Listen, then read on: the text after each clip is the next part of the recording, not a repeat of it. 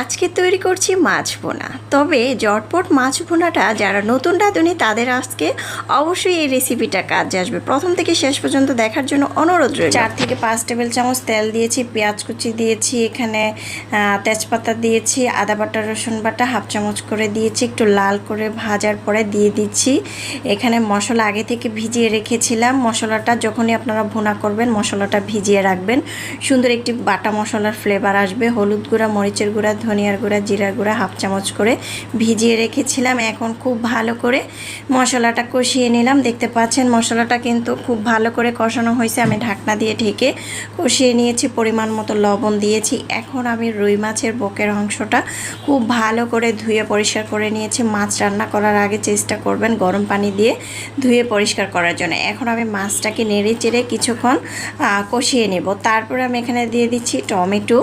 আমি ছোট ছোট টমেটো আর কয়েকটা কাঁচামরিচ দিয়ে দিলাম।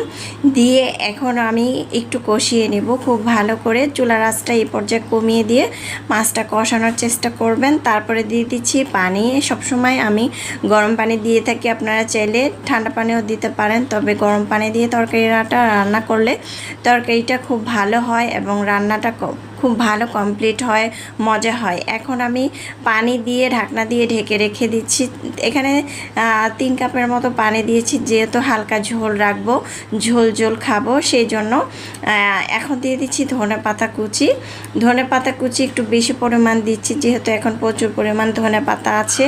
আর টমেটোর ঝোল দিয়ে তরকারি রান্না করলে কিন্তু সবসময় চেষ্টা করবেন একটু ধনেপাতা বেশি দেওয়ার জন্য। এখন নেড়ে চেড়ে কিছুক্ষণ রেখে তারপরে চুলাটা বন্ধ করে দেবে। 1 মিনিটের মতো ঢাকনা দিয়ে রেখেছিলাম। তারপরে আমি একটি বাটিতে পরিবেশন করে নিচ্ছি। এরকম বোনা হলে আমার বাসায় আর কিছুই লাগে না। গরম ভাতের সাথে সবাই চেটেপুটে খায়, চাইলে ট্রাই করতে।